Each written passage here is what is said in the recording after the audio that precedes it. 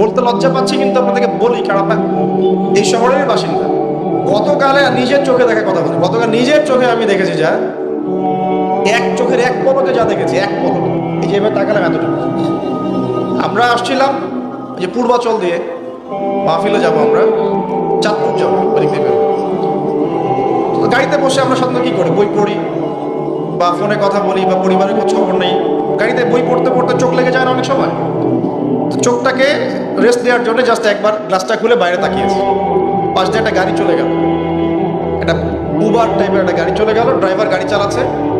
পিছনের সিটে, আপনার শহরের অবস্থা বলছি, পিছনের সিটে আমি দেখলাম যে একটা ছেলে এভাবে বসে আছে, আমি যেভাবে বসে আছি, আর একটা মেয়ে তার উপরে উঠে বসে আছে ওপেন রাস্তার মধ্যে। এটা আপনাদের শহর। আমি যে বলি যে কিয়ামতের যত সায়েন্সগুলো আছে, নিদর্শনগুলো, সেগুলো মোটামুটি প্রকাশ পেয়ে গেছে সব শহরগুলোতে, আপনারা তো বিশ্বাস করতে চান না। নবীজি এটার কথাই বলছিলেন হাদিসে, যে কিয়ামত কতদিন পর্যন্ত হবে না, যতদিন পর্যন্ত মানুষ গরু গাধার মতো রাস্তাঘাটে জেনা করবে না। স্পষ্ট হাদিস আছে, কিয়ামত ততদিন পর্যন্ত হবে না যতদিন পর্যন্ত মানুষ গাধার মতো রাস্তাঘাটে জেনা করবে না। এগুলো জেনা না? জেনা মানে কি শুধু ওই সেক্সুয়াল শারীরিক সম্পর্কে জেনা? দেখেন, ফ্ল্যাটে ফ্ল্যাটে জেনা হচ্ছে, ফ্ল্যাটে ফ্ল্যাটে মাদকদ্রব্য সেবন করছে, ধনীর দুলাল, কোনো খবর নাই। একটা অসুস্থ প্রজন্ম তৈরি করছে আমরা, জানেন? এই প্রজন্মের ছেলেরা আপনার নাস্তা করে 12টা-1টার দিকে দুপুরে, ঠিক আছে? এদের রাত হয় এই যে 12টা-1টা পর্যন্ত ঘোরাফেরা করে, ফজরের নামাজের সময় ঘুমায়, ফজর নামাজটা পড়ে ঘুমায় না, কিন্তু ফজর নামাজের সময় ঘুমায়। উঠে দেখবেন 12টা-1টায় নাস্তা করে 12টা-1টার দিকে। এরা সালাম দিতে লজ্জাবোধ করে, এরা সালাম দিতে লজ্জা পায়, পিতাকে সালাম দিতে লজ্জা পায়। হ্যাঁ, টাকটুর উপরে কাপড়, দাড়ি রাখা এদের কাছে মনে হয় ব্যাকডেটেড থিঙ্কিংস। হ্যাঁ, এরা পাপকে পাপ মনে করে না, মাদককে এরা স্বাভাবিক মনে করে, জেনাটাকে স্বাভাবিক মনে করে। ফ্রি মিক্সিং জেনাটা খুব স্বাভাবিক, বয়ফ্রেন্ড গার্লফ্রেন্ড খুব স্বাভাবিক বিষয়, ঠিক আছে? বাপের টাকা পয়সা থাকলে এগুলো নিয়ে বন্ধুদের সাথে মজ মাস্তি করাটাকে এটা ফ্যাশন মনে করে, টাকা উড়িয়ে দেখে ফ্যাশন মনে করে। ওই টাকা পয়সা কামাই করতে পিতাদের কত কষ্ট হয়েছে ওরা জানে না, পিতারা জানে। এই প্রজন্মের মেয়েরা দেখবেন পর্দাটাকে ব্যাকডেটেড থিঙ্কিংস মনে করে, চুল খোলা রেখে গেঞ্জি টি শার্ট পরে বাইরে ঘুরতে যারা পরিমাণ লজ্জাবোধ কাজ করে না, যারা পরিমাণ না। বিভিন্ন অকেশন আসলে দেখবেন মোমবাতি জ্বালিয়ে অগ্নি পূজা শুরু করে দেয়। হ্যাঁ, এবং কোনো কোনো ক্ষেত্রে সংস্কৃতির নামে এমন কিছু শিরকি কাজ করে যেগুলোর সাথে ইসলামের কোনো সম্পর্ক নেই। এরা জীবনে প্রতিষ্ঠিত হওয়াকে, বাইরে একটা ডিগ্রি সার্টিফিকেটকে নাজাতের ওসিলা মনে করে ফেলে। নামাজ, রোজা, হজ, জাকাত, ইসলামিক কালচারগুলা তাদের কাছে মনে হয় এগুলো শেষ বয়সের কাজ, এই বয়সে কোনো দরকার নেই। আমরা একটা অসুস্থ প্রজন্ম তৈরি করে যাচ্ছি। আপনি সালাম দিয়ে দেখেন উত্তর দেয় না, সালাম দিলে সাই বোধ করে, সালাম দিতে মনে হেড হয়ে যাচ্ছে মাথাটা। কি লজ্জা, সালাম দিতে কি লজ্জা! দেখবেন হ্যালো হাউ আর ইউ, পশ্চিমারা যা যা করে হুবাহু ওদের কাটপেস্টে লাইফ লিড করে। জুমার নামাজও ঠিক মতো পড়তে যায় না। আমরা কি প্রজন্ম তৈরি করছি চিন্তা করে দেখবেন। মাদক, এই যে একটু আগে স্যার বলে গেলেন না, ম্যাক্সিমামই, অল্প কিছু মানুষ বাদ দিয়ে যারা একটু ধর্মকর্ম চর্চা করে, এইসব মানুষ বাদ দিয়ে ম্যাক্সিমামই মাদকের সাথে সম্পৃক্ত। আমি দেখাচ্ছিলাম প্রিয় ভাইয়েরা এবং পর্দার আড়ালে বোনেরা যারা আছেন, যে আমাদের সায়েন্সগুলো কিন্তু চলে আসছে। এখন এই প্রজন্মের দায়িত্ব কিন্তু আপনার হাতে। এই প্রজন্মের দায়িত্ব কার হাতে বলেন? এই শহরের দায়িত্ব কার হাতে? শুধু কি আলেম ওলামার হাতে? শুধু কি প্রশাসনের হাতে? এই শহরকে আপনি পাপমুক্ত করবেন কিভাবে? আপনাদের আমাদের কোনো ভূমিকা নাই? কি যে হচ্ছে কল্পনা করতে পারছে না। একটা চিত্র দেখছেন না, লাখ লাখ ছেলে দাঁড়িয়ে একটা পর্দার সামনে দাঁড়িয়ে আছে, গোল কখন হবে এই জন্যে, দেখছেন না? মিডিয়া এগুলো প্রমোট করছে না? ভাবখানে এমন যে কত সুখে আছি আমরা, তাই না? কি সুখ আমাদের! খেলা হচ্ছে, আমরা গোল গোল চিল্লাচ্ছি। খেলছে কোন টিম, সেই টিম আমাকেও চিনে না, আমার দেশের নামও জানে কিনা আল্লাহু আলাম। আমরা নাচানাচি করছি, মাশাআল্লাহ। আমরা মারামারি করছি, কেউ মার্ডার হচ্ছে, কেউ আবার শোকে স্ট্রোক করে মারা যাচ্ছে, তাই হচ্ছে না?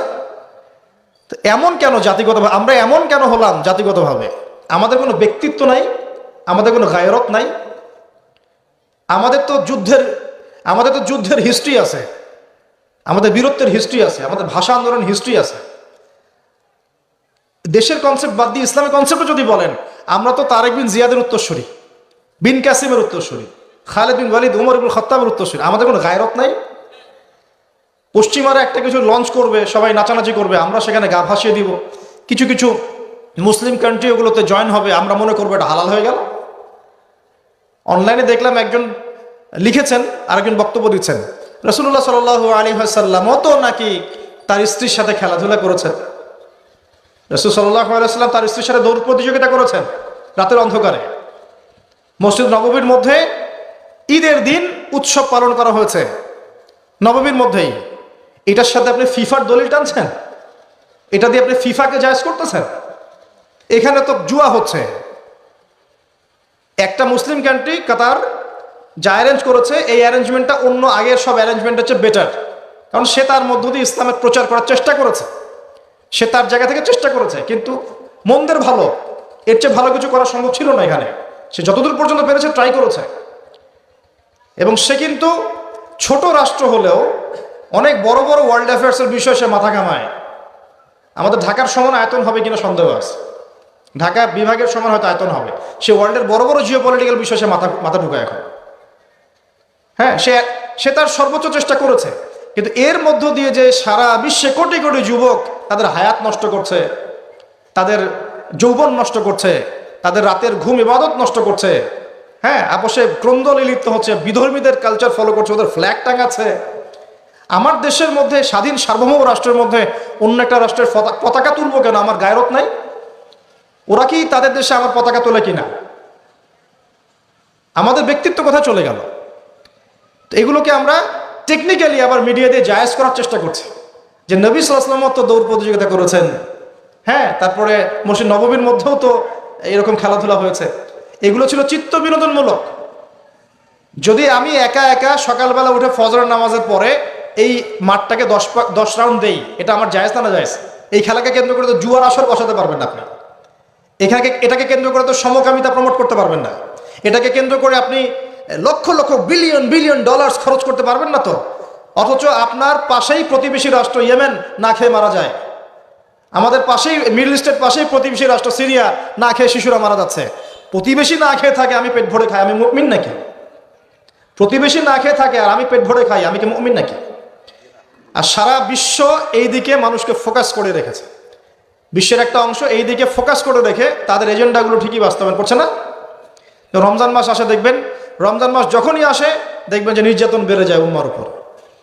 যে সময়ে উম্মার ইকোনমিক অবস্থা ভালো না, সামরিক অবস্থায় তাদের মুখাপেক্ষী হয়ে থাকতে হচ্ছে, যে সময় আমাদের ভিতরে পলিটিক্যাল বিরোধগুলো দেখা দিচ্ছে, আমরা ইউনাইটেড হতে পারছি না, যে সময় যুব সমাজরা মাদকে আসক্ত হয়ে আছে, পর্নোগ্রাফিতে আসক্ত হয়ে আছে, দিনের ইলম কালাম অর্জন করছে না, নামাজ ঠিক মতো পড়ছে না, কুরআন তেলাওয়াত করা শিখছে না, যে সময়ে ইভেন আলেম ওলামাদের মধ্যে ঐক্য দেখা যাচ্ছে না, যে সময়ের মধ্যে আমরা পরিবারগুলোর ভাঙন দেখতে পাচ্ছি, আমাদের পরবর্তী প্রজন্ম কোন পরিবেশে বড় হবে সেই নিশ্চয়তা দিতে পারি না, যে পরিবেশে একটা 5 বছরের ছোট্ট বাচ্চা আয়াতকে কেটে টুকরা টুকরা করে ফেলা হয়, এইখানে আমরা বসে বসে রং তামাশা দেখতেছি টিভির সামনে বসে।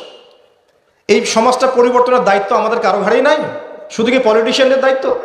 শুধু কি প্রশাসনেরই দায়িত্ব? আমাদের সবাইকে নাকে তেল দিয়ে ঘুমানোর জন্য পৃথিবীতে আসছে? এই যুব সমাজ তো জানেই না, বোঝেই না ওদেরকে কি কারণে এই পৃথিবীতে পাঠানো হয়েছে। সে যে মুসলিম, তার যে দায়িত্ব কর্তব্য আছে, আল্লাহ পাক যে তাকে সৃষ্টি করেছেন তার ইবাদত করার জন্য এবং আল্লাহর জমিনে দিনটার প্রচার প্রসার ঘটানোর জন্য, তার কোনো ফিকির আছে? একটা পর্দার সামনে দাঁড়িয়ে সে আধা ঘন্টা, 1 ঘন্টা, 1.5 ঘন্টা সময় নষ্ট করে ফেললো, তার ফিজিক্যাল কোনো উপকারও কিন্তু নাই, আছে? কি অবস্থা, মানে মিডিয়া যে কি প্রমোটটা করতেছে, মেয়েদেরকে ফেসবুকে ঢুকলে মেয়েদেরকে দেখবেন যে মেসি মেসি করে পাগল হয়ে বলছে আর্জেন্টিনার পতাকা গায়ে দিয়ে, যে আপনি মেসিকে পেলে কি করতেন? এক মেয়ে বলছে আমি কিস করতাম। তোর জামাই হয়তো, হ্যাঁ, ওর জামাই না? তাহলে মানে কি শেখাচ্ছি আমরা মানুষকে? একটু ভালো করে লক্ষ্য করে দেখেন। আমার মেয়ে, মনে করেন আপনার মেয়ে আছে না, আপনার মেয়েকে আপনি 5 বছর 7 বছর হয়তো বাসায় টাইটলি আপনি মানুষ করতে পারবেন। অসংখ্য ছোট ছোট মেয়ে বাচ্চা এখন বাইরে বের হয়ে ধর্ষণের শিকার হচ্ছে না? কোন সমাজে আপনি আপনার সন্তানকে রেখে যাচ্ছেন চিন্তা করবেন না একটু? আমরা একা একা যদি ভালো মানুষও হতে চাই, পারবো না তো। আমি আমার মেয়েকে কতদিন পর্যন্ত বাসায় বন্দি করে রাখবো? সে যখন বাইরে যাবে কি দেখবে? বাইরে দেখবে প্রতারণা, বাইরে দেখবে মিথ্যা, বাইরে দেখবে ধর্ষণ, বাইরে দেখবে ইফটিজিং, বাইরে বেপরদামি, বাইরে অশ্লীলতা। আপনার ছেলে বড় হয়ে এগুলো শিখবে। ছোট্ট একটা বাচ্চা আমাদের বাসায় আছে, ও গালে হাত দিলে হাসে। তা আমি তাকায় থাকি আর ভাবি যে 5 বছর হাস আগে, 5 বছর পরে যখন তুই দুনিয়াটা বুঝতে শিখবি অটোমেটিক হাসি বন্ধ হয়ে যাবে। কোন জায়গায় আপনি বাচ্চাকে রেখে যাচ্ছেন চিন্তা করে দেখেন একবার।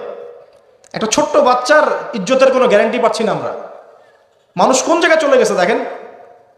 মাদক অ্যাভেলেবল হয়ে গেছে। পর্নোগ্রাফি দেখে না 5% ছেলেও পাওয়া যাবে না এখন। আর যারা পর্ন দেখে ভিতর থেকে এরা পশু হয়ে গেছে। এর কাছে একটা বাচ্চাকে দিলেও সে রেপ করে রেখে দিবে। চিন্তা করে দেখেন না, বিগত 50 বছরে ধর্ষণের সংখ্যা বেড়েছে না কমেছে?